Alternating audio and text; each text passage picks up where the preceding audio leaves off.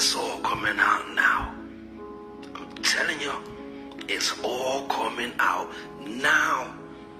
They found a giant mummified finger in Egypt in 1988. Oh my days. And for all those skeptics out there that are wondering if this is real, they managed to verify this one with an x-ray. The hand of a mummy with a 15-inch finger would be this size. The actual hand most likely weighs more than 175 pounds. If a person this size once existed, then it becomes easy to understand how the pyramids was built. Shalom family, I hope you all are doing well. I'm blessed and I'm back again with a quick video. Have you ever wondered how the pyramids were built with such precision? Well, in ancient times, long ago, when the world was still young, there lived a race of giants, towering beings who walked the earth with great strength. This account can be found in Genesis chapter 6, as well as the book of Enoch. Genesis chapter 6 starting at verse 1 reads, "And it came to pass, when men began to multiply on the face of the earth, and daughters were born unto them, that the sons of Elohim saw the daughters of men that they were fair, and they took them wives of all which they chose. And Yahuwah said, My spirit shall not always strive with man, for that he also is flesh, yet his days shall be 120 years. There were giants in the earth in those days, and also after that, when the sons of Elohim came in unto the daughters of men, and they bare children to them. The same became mighty men, which were old men of renown." In my Sefer Bible, the book of Enoch, chapter 7, starting at verse 11, tells us that when the Watchers, or the fallen angels, mated with human women, they produced 3 races of offspring: the giants, the Nephilim, and the Elioids, in which are in fact the Neanderthals. But as I continue to study about these pyramids, it becomes more and more clear to me that the giants are the ones who in fact built the pyramids. And in this video, you're going to find out why.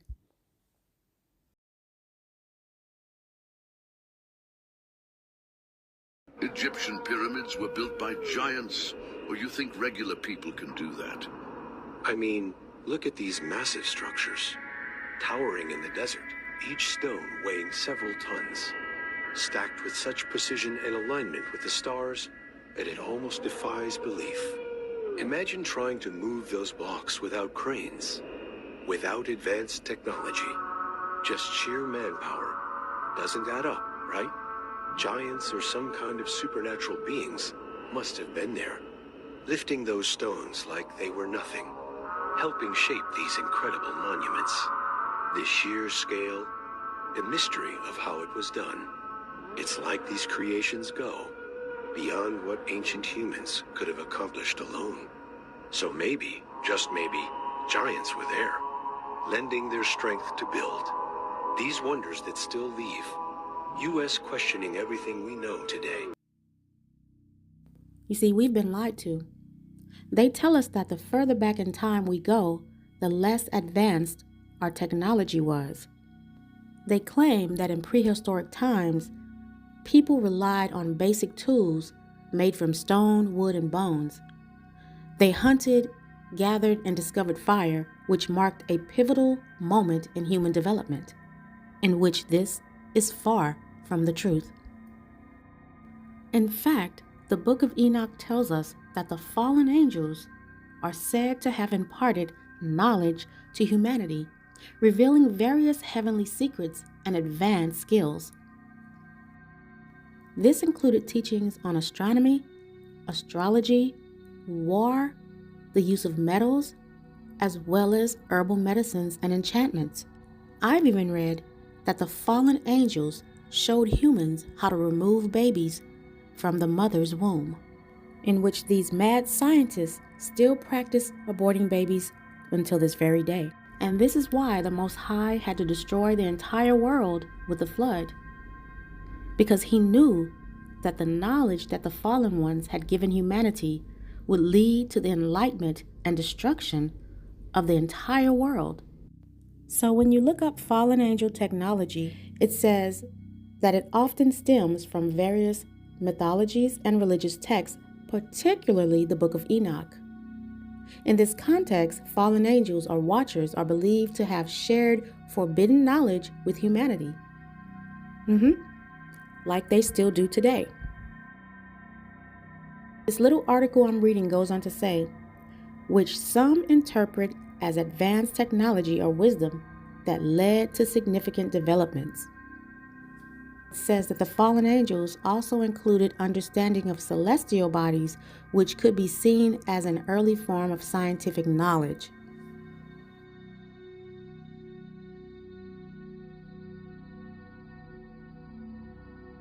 So the pyramids are crazy, right? We all know this. But did you know, like, the actual facts about them? Like, you know that the pyramids line up perfectly with the Orion's belt, right? The Orion's belt is just a star constellation containing 3 supergiant stars, much bigger and brighter than the sun. You just cannot tell me that is a coincidence.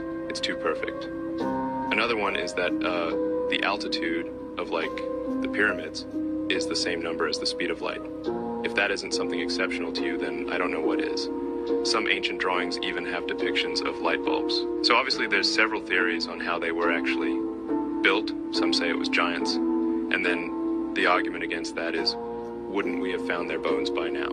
Some say it was some form of extraterrestrials. And then another theory is simply that they were far more advanced back then. But, like, think deeply. How do you actually think that they built such grotesque infrastructure? It's such an interesting topic. Do you think that with all the knowledge and machinery and tools and all that, that we could replicate something similar? Elon is a demon, and he's part of this whole cover-up. Now, he knows that they have found giant bones. He himself is part of the fallen offspring. But anyway, I digress. In the Bible, giants are depicted as beings with great strength. Listen to this, family, because we need to be able to put 2 and 2 together. The Nephilim are described as the offspring of the sons of Elohim, or the fallen angels. Their story is shrouded in transgressing Yah by tampering with his creation. And because they are associated with great power and might, there can be a link to them constructing the pyramids due to their desire to return to heaven. Take a listen to how meticulously these pyramids were built. Did you know the 3 pyramids of Giza in Egypt are remarkably aligned with the stars in the belt of the constellation Orion? This alignment, along with the pyramid's orientation to the cardinal points, has led some researchers to propose that the ancient Egyptians might have built these structures to reflect the heavens, serving both as tombs and as celestial markers.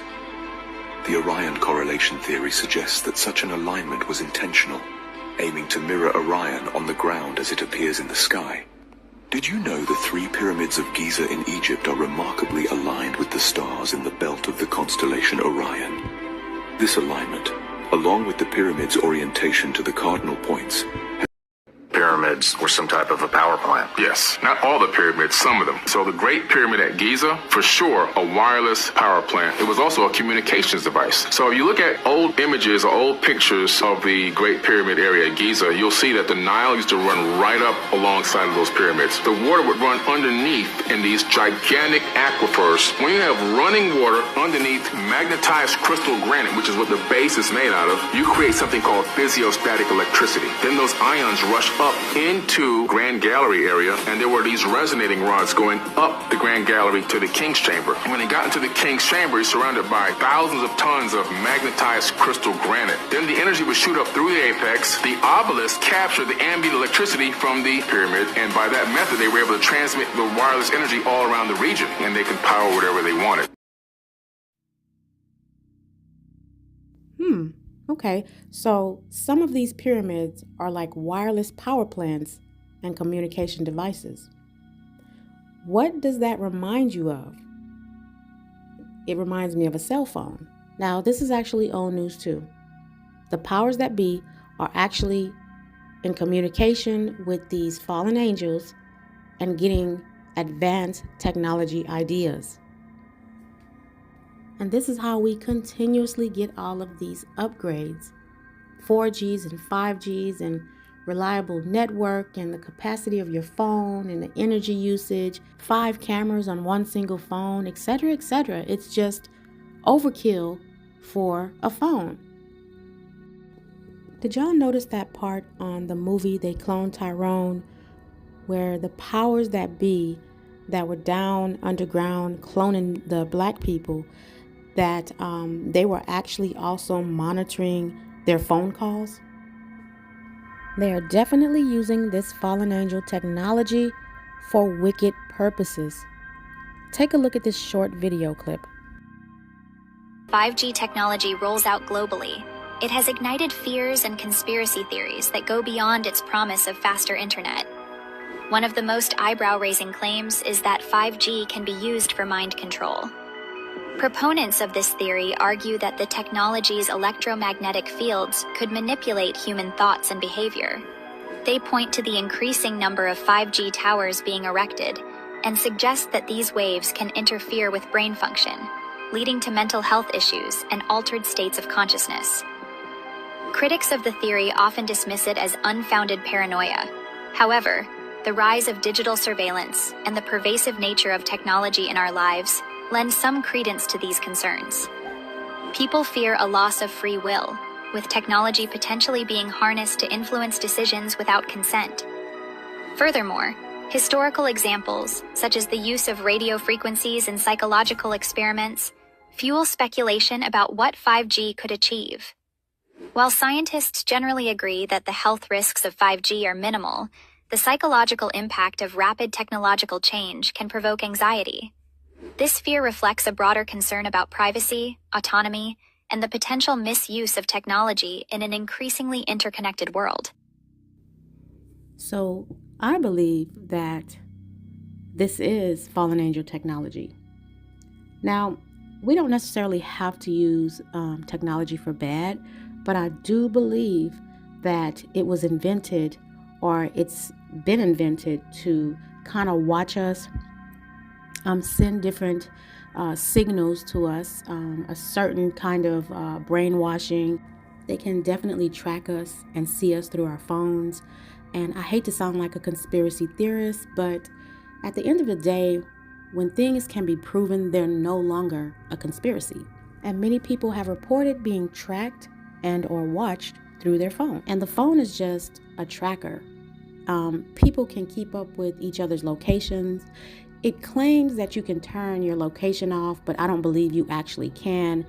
And there's been hundreds and hundreds of reports of people being tracked with a cell phone. And even with the smart TVs, I believe that they can hear and see into our homes. And TV is such a big deal now, with people being glued to it all the time.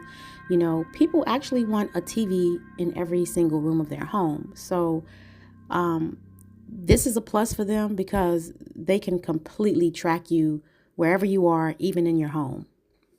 Your smart TV is recording you?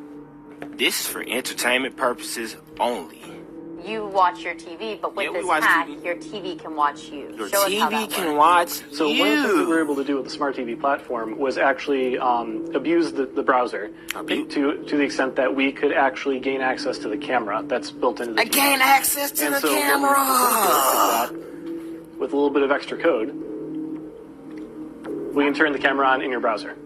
Wow. And while this is evident to you right here because we've designed it that way, this is something that we can do invisibly and actually have the camera running behind the web page that you're looking at. Running behind the web page. What it means is I could be sitting here watching TV from my bedroom, and you could be anywhere in the world looking at this image of me watching. Yep, I could be sitting on a laptop in a cafe. What? And as long as I have a network connection, Amazing! The kind of scary things about it is that it doesn't actually give any indication that the camera's on. And there's don't no give little indicate LED the camera's that shows on. up when the camera's on. So it could actually be watching you and you never even know. What is a smart TV? You never know. And why is it a playground, essentially, for hackers? Right. It's a computer. So instead of just being, a tube and some other electronics, now it has a web browser and it has, a lot of devices are running Linux. But the real danger is, I don't know about you guys, but my TV's going in the trash can. Aren't y'all just entertained? Like your TV can be watching you without you knowing it. That's like amazing. So, apparently, your web browser is when you type in something and you're looking at that website. So they're saying behind that web browser or behind that page that you're accessing, they can actually see you, but you don't know that they're watching. So when I used to work at this specific clinic, there was another nurse, a fellow nurse, who told me that her husband, because I've always worked for military clinics, she told me that her husband was actually like an intelligence specialist.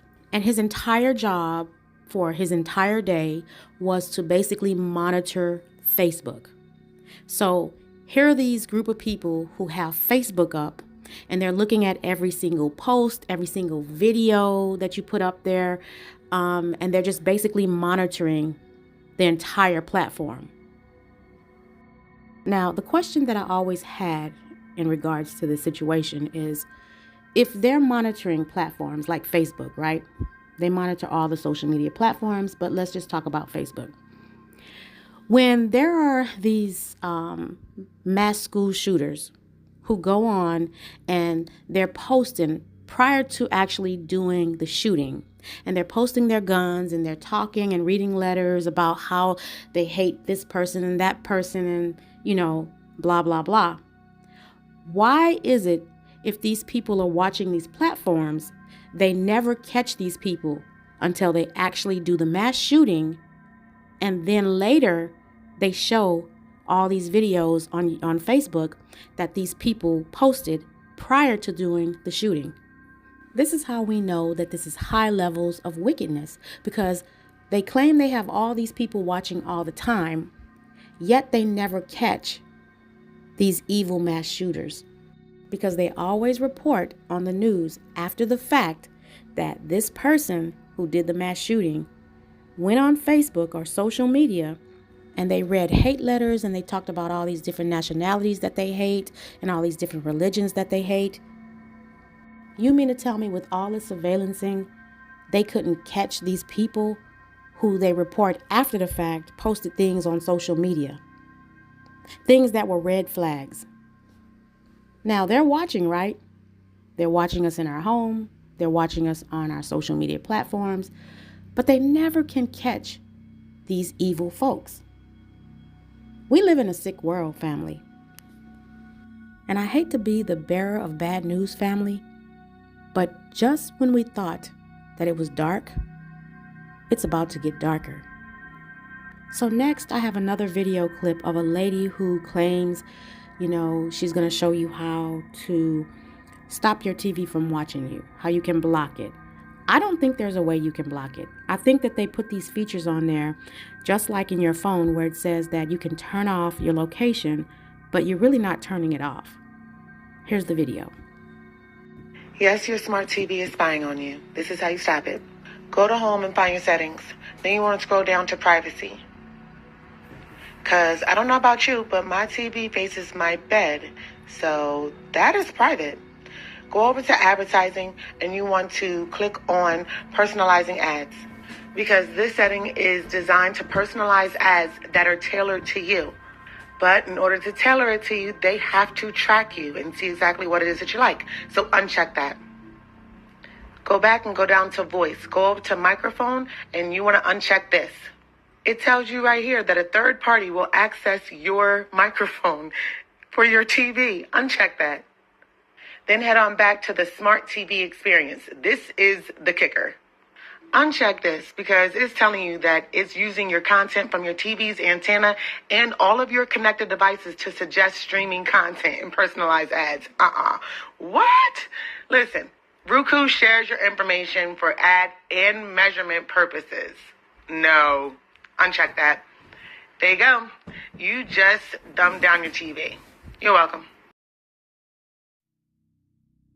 Well, we can go ahead and go in our TVs and do this, but at the end of the day, I think that they still can watch you. I mean, if you go back and look at that video where that guy was explaining how they go behind the browser and you have no idea that they're even watching you.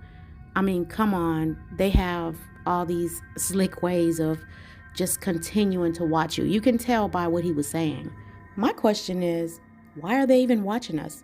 I mean, my life is pretty boring. I don't know what they would watch me for. Next tonight, into that question I mentioned, is your TV watching and listening to you? New smart TVs with internet connections able to transmit your private conversations. Here's ABC's Rebecca Jarvis. Hello, Mr. Yakamoto. A warning tonight, straight out of Minority Report. How those assorted tank tops work out for you? From Samsung, your smart TV is watching you. Got a smart hub? The latest technology that turns your voice into a remote so that you can scan YouTube, choose a movie, or change channels just by speaking can also hear your private conversations. YouTube. We gave Samsung's latest model a test. Once I press this button, everything I say into this device is getting recorded and could be shared with a third party. It's as cool as it is creepy. People have this expectation that the conversations that they have in their own home or what they choose to watch, this kind of data is really private. Samsung's privacy policy telling consumers, please be aware that if your spoken words include personal or other information, they will be captured and transmitted to a third party. The company adding that they do this to improve the features of their televisions. Another step deeper into a world where Big Brother really is watching and listening to you. All right, this sounds kind of crazy, but how do you protect yourself? Well, you can turn off that voice recording feature, David, but there are trade-offs here because if you do that, you have to go back to using your remote. No more of the voice-operated feature, the whole reason you bought the TV in the first place. That is terrible, family. There's absolutely no need to intrude on people's personal life. I mean, I don't understand. I think it's a social experiment that they're doing, especially with the Hebrew Israelites. Anyway, family, I'm going to end this video right here. Thank you all for watching. Thank you all for subscribing, sharing my videos. Thank you for your contributions. You all are a wonderful group of subscribers. I'm happy to be on this journey with you. As I mentioned in my last video, I'm going to try to do this full time. I really have a lot that I want to bring out. I have a lot to offer. I know there are people who really need this truth. So I've decided to dedicate my time to it. I just pray that the Most High continues to guide me and help me to put what it is He wants me to put out to you guys, and that we continue to walk in His light. May the Most High bless you all, and may He keep you all safe in these dark times. And remember Matthew chapter 24 and verse 13. He that endures unto the end, the same shall be saved. And until my next video, shalom.